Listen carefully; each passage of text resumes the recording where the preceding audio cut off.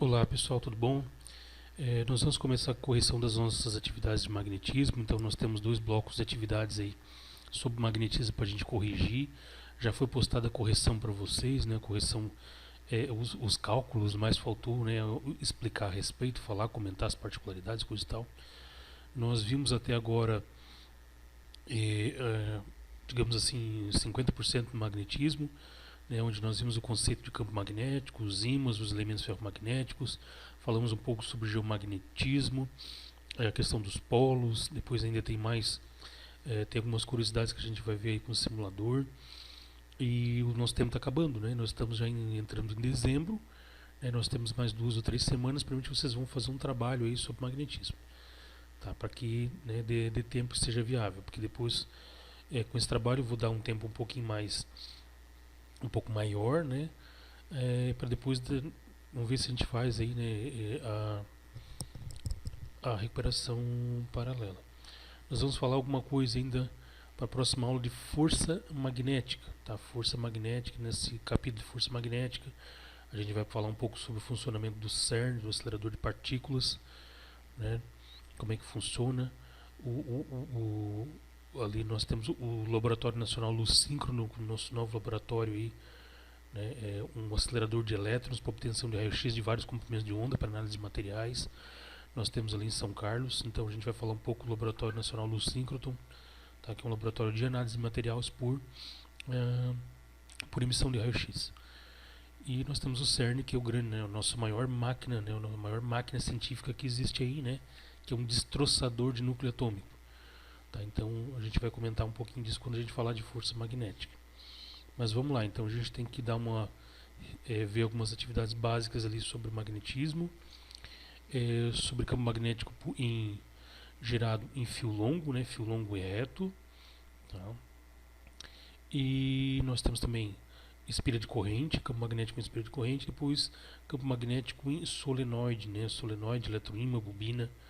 Né, a bobina, quando passa uma corrente, ela vira o que a gente chama de solenoide, e que é o que tem mais aplicação prática aí, é, no dia a dia. Depois força magnética também vai ter muita coisa prática, muita coisa legal para discutir ali. Né? Então a gente vai ver força magnética, vamos ver se a gente fala um pouquinho de indução magnética lá no final, tá?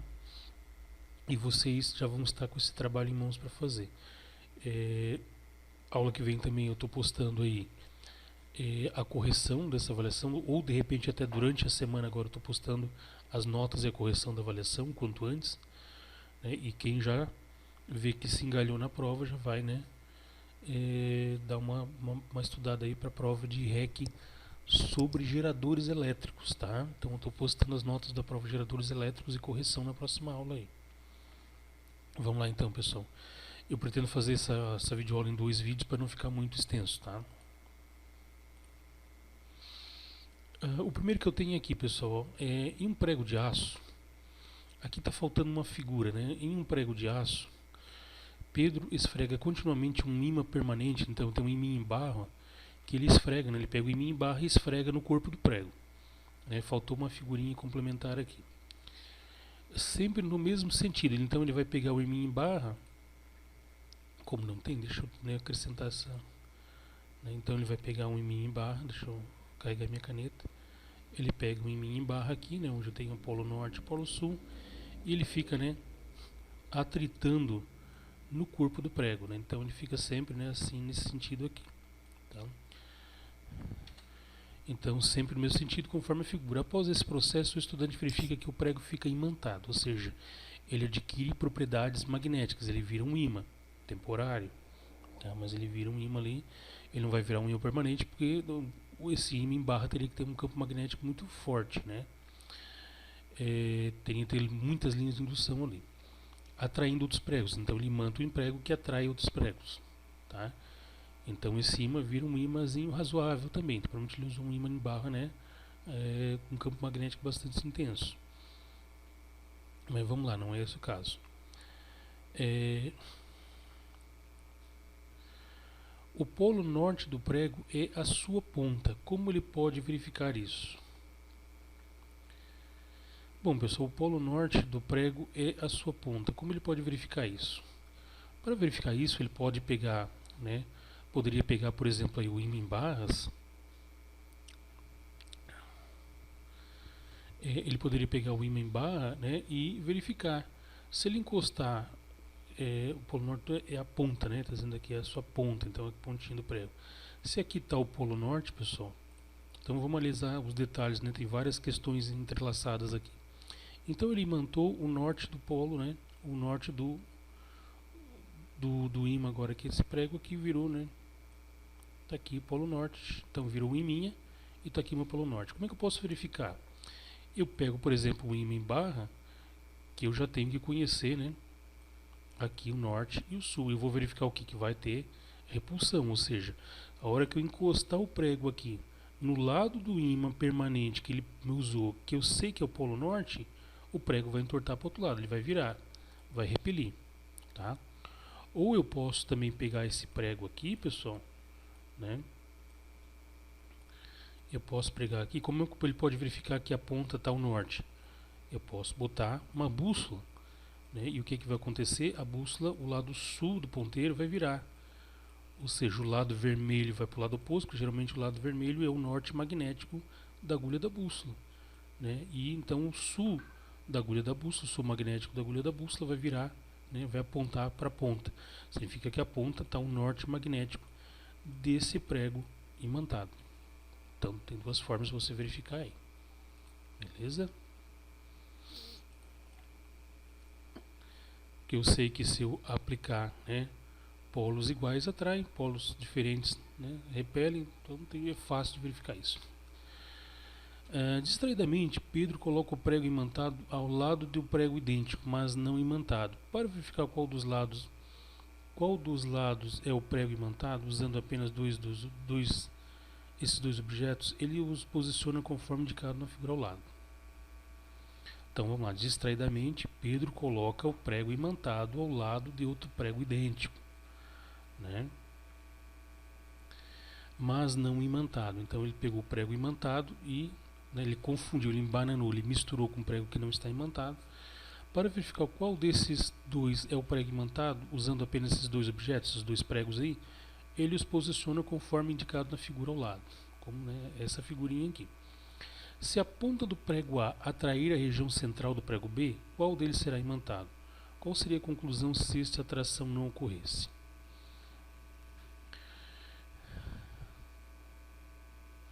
Se a ponta do prego A atrai a região central do prego B, qual deles será imantado? Então tem que analisar o seguinte, pessoal.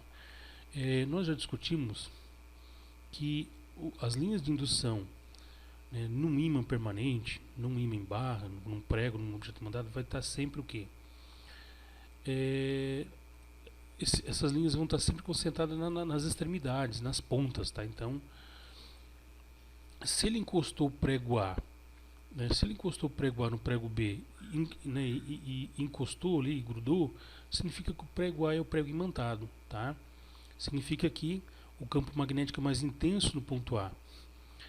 Por quê? Porque o campo magnético vai ser sempre mais intenso nas pontas e não nas laterais, no corpo imantado aqui. Então, se ele grudou aqui na ponta, significa que, né, significa que o prego A é o imantado, tá? Então, o prego A que é o que está magnetizado. Então, aqui o prego A será o imantado, pois o campo magnético é mais intenso nas extremidades. Logo, pelo exposto, o prego A será o imantado. Ou seja, o prego A, né, se ele misturou os dois pregos, o não imantado e o imantado, né, se a extremidade do A grudou no meio do corpo B, do prego B, significa que é o A que está imantado, tá? Porque foi a ponta de A que grudou na lateral do corpo B, tá? E provavelmente, né, ele não verificou o oposto, ele não verificou, por exemplo, que o prego B colou na lateral de A, né?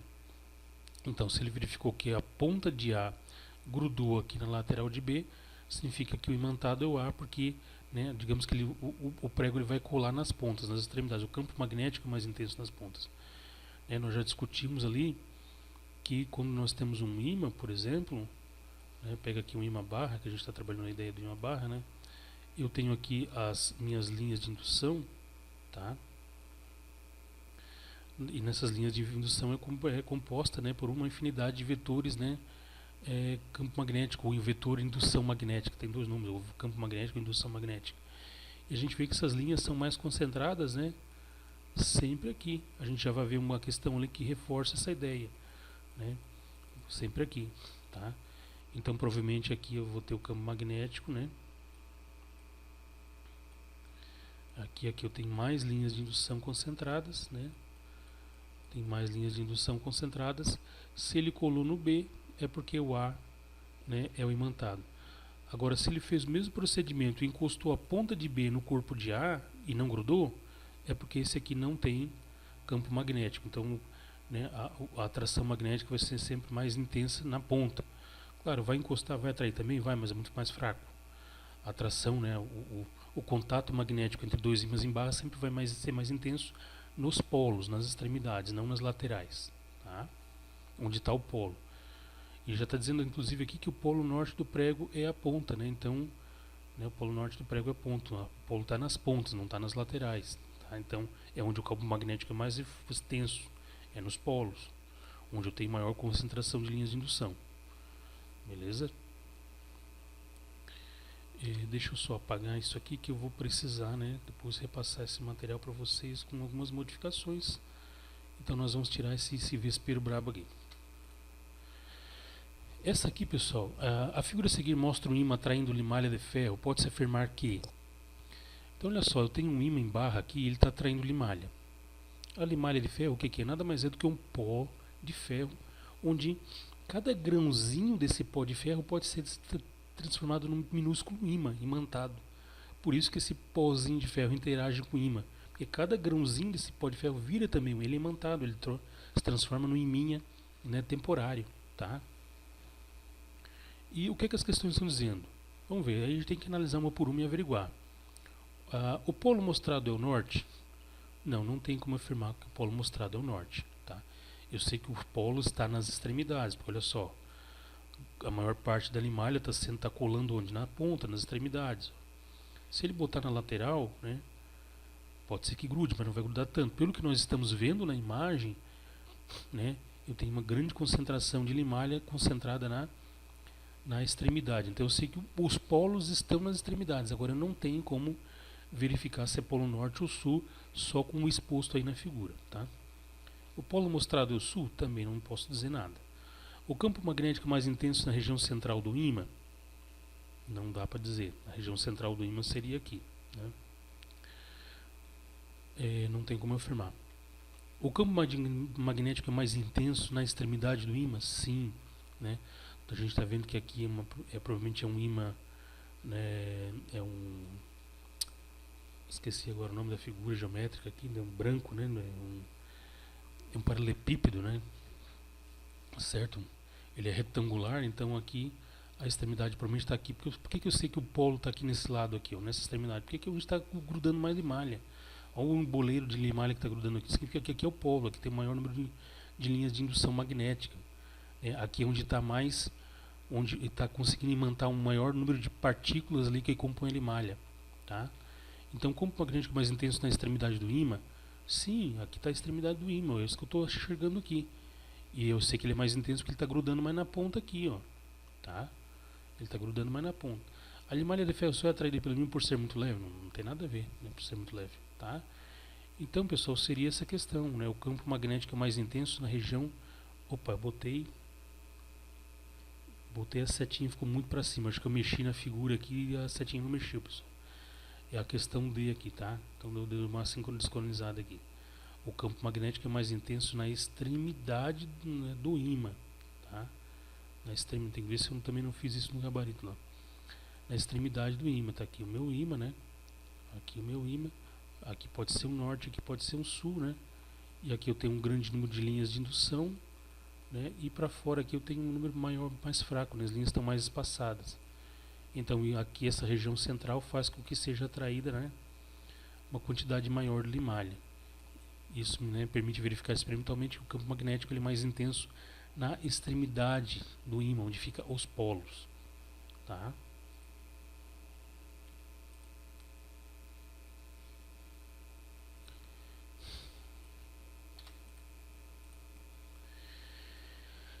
Essa aqui já é sobre fio retilíneo, né, pessoal? Então vamos analisar aqui.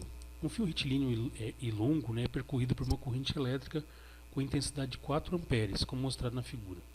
Determine o vetor campo magnético, né? É vetor campo magnético, vetor indução magnética também, pessoal, pode ser chamado, tá? Em um ponto P situado a 50 centímetros do fio. Considere que o meio em que se encontra o fio é o vácuo. Essa informação está nos dizendo que eu vou utilizar a permeabilidade magnética né?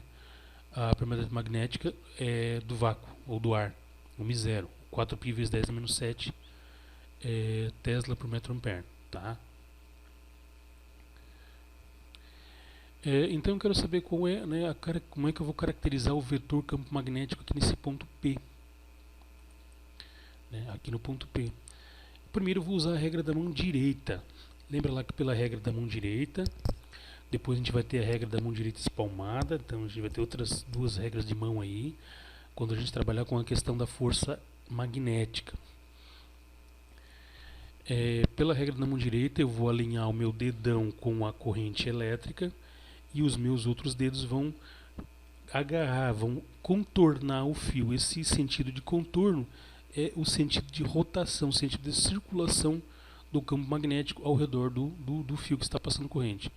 Então nós estamos vendo ali que a corrente é para baixo, eu vou virar, né, o meu dedão para baixo e eu vou contornar o fio. Então meus dedos, né, se eu for agarrar o fio, meus dedos vão entrar na página, né, pela esquerda do fio e vão sair pela direita do fio. Então no ponto P eu tenho um campo magnético saindo, né? Um campo magnético que está girando no sentido horário, tá? Regra da mão direita, ó. Eu vou contornar o fio. Então alinho aqui com uma corrente, passo por trás do fio, eu entro pela esquerda do fio e saio pela direita do fio. Então no ponto P eu tenho um campo magnético saindo, por isso que eu represento aqui, né, com esse símbolozinho. Isso aqui significa que é um campo, né? A gente vai ver que a gente pode usar também isso aqui para representar corrente elétrica saindo da página. Mas aqui é campo, é linha de indução saindo do plano da página. Você vai imaginar que o fio está colado aí no teu caderno, está colado aí na tela do teu celular, da tela do teu computador, né? E o campo magnético está girando ao redor, então ele está saindo da tela. Isso aí é uma, né, uma compressão um pouco mais de 3 dimensões. Por favor, tenta entender isso aí. Eu tenho os dados aqui, a corrente de 4 A, né? O raio, que é a distância do fio ao ponto onde eu quero verificar o vetor campo magnético, 50 centímetros, 0,5 metros. Sempre me facilita eu passar esses valores de distância para notação científica. Então 0,5 metro é 5 vezes 10 na menos 1, ou 5 dividido para 10. Né? Essa altura do campeonato você já deve ter, né, não pode se enrolar muito com isso aqui. Então 0,5 em notação científica é 5 vezes 10 na menos 1. Então, sobre o vetor campo magnético que vai estar aqui, a direção é uma reta perpendicular à página. O que seria uma reta perpendicular à página? Uma reta infinita que está, né, passando, vai lá do infinito até 90 graus com a página do teu caderno.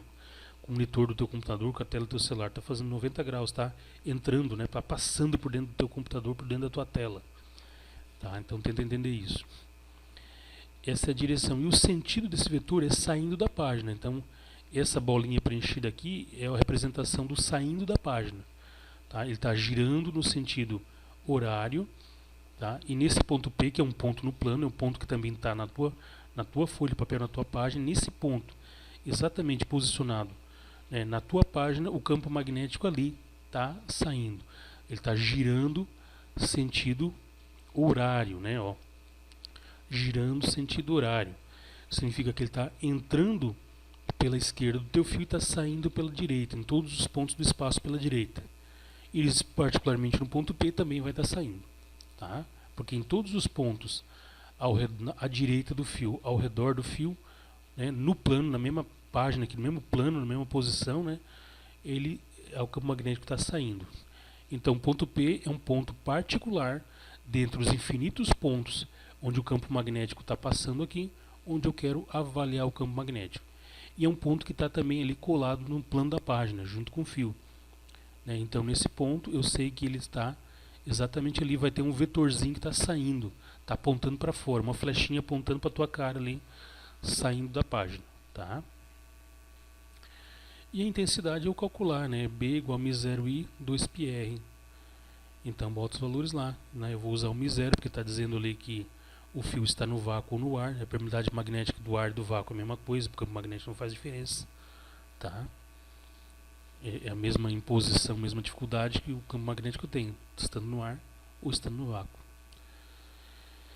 Então o μ0 eu sei que é 4π vezes 10 a menos 7 e o 4 é o 4 amperes, dividido, né, para 2π, que é da fórmula, né, vezes o r, que é a distância do fio ao ponto P, onde eu quero averiguar, né, onde estou analisando o vetor campo magnético.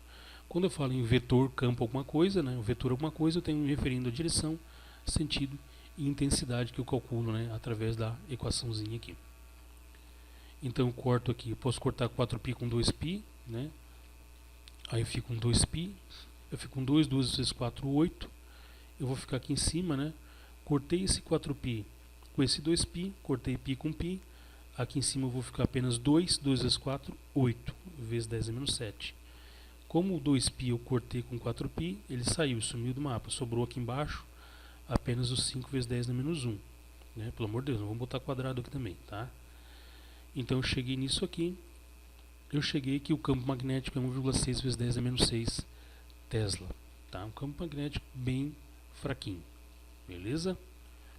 Mas se botar um ímã aqui bem sensível, já vai perturbar a agulha do ímã. Né? E o ímã já vai, a ponteira já vai mexer. Eu vou fazer isso aqui, depois nós voltamos uma outra videoaula ali para corrigir o resto, tá, pessoal?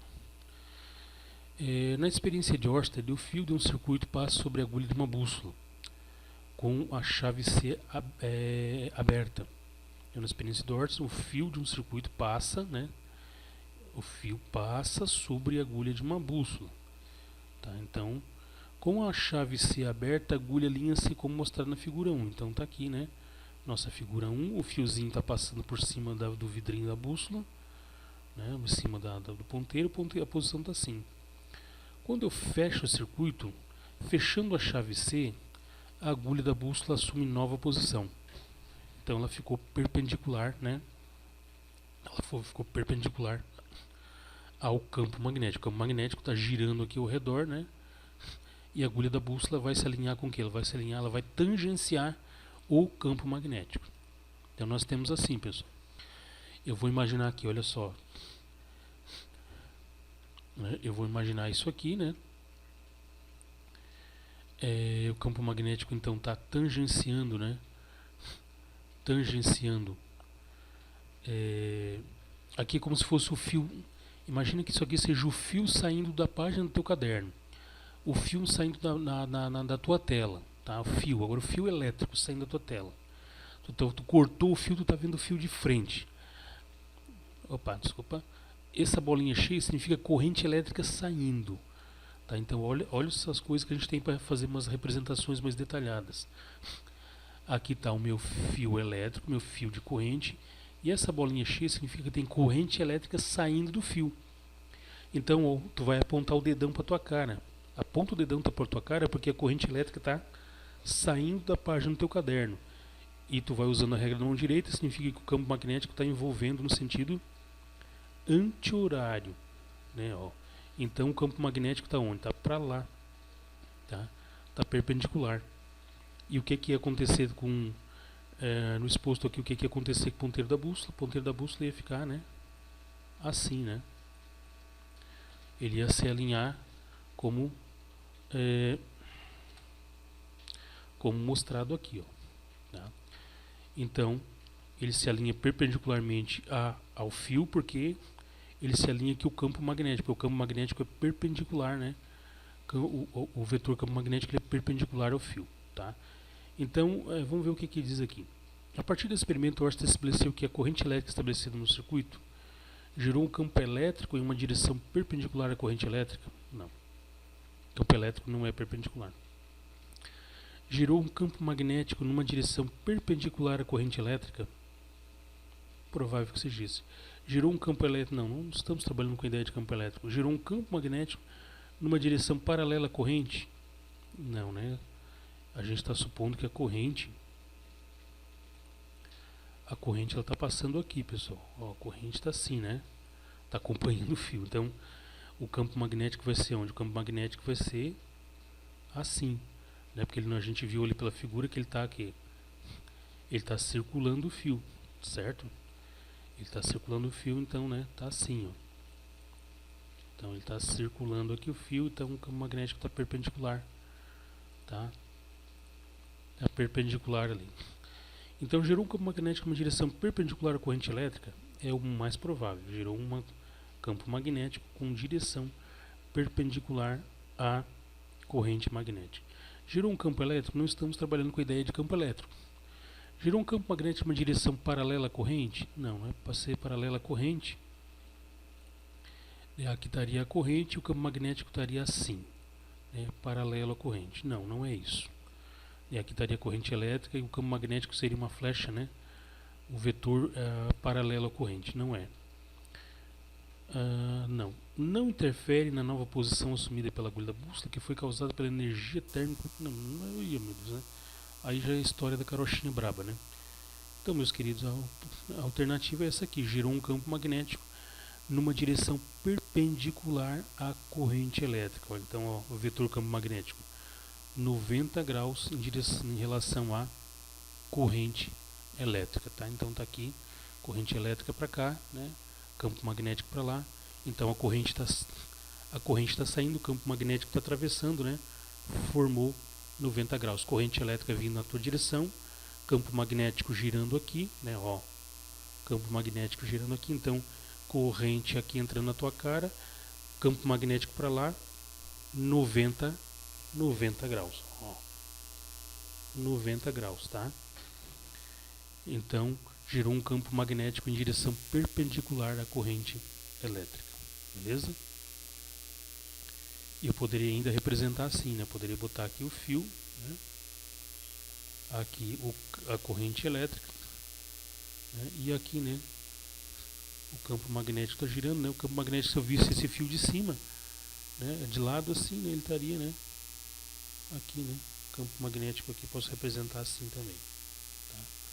Ou seja, em 90 graus em relação à corrente que está passando aqui, tá? Então o campo magnético está em 90 graus com a corrente, ó. Corrente elétrica saindo aqui, né? 90 graus, certo, pessoal? Então essa é a ideia, tá? Isso é importante, né? Depois vai ser cobrado lá no trabalho, na prova, né? Vamos ver o que é que a gente vai fazer, tá? Mas eu quero que vocês sejam honestos com vocês e façam, né? Isso aí, magnetismo, ele é bem importante, bem bastante cobrado hoje, tá? Pessoal, vou parar esse vídeo aqui, eu continuo depois ali com outro vídeo na parte 2, nos exercícios que faltam, que ali tem coisa mais grossa, mais pesadinha para discutir.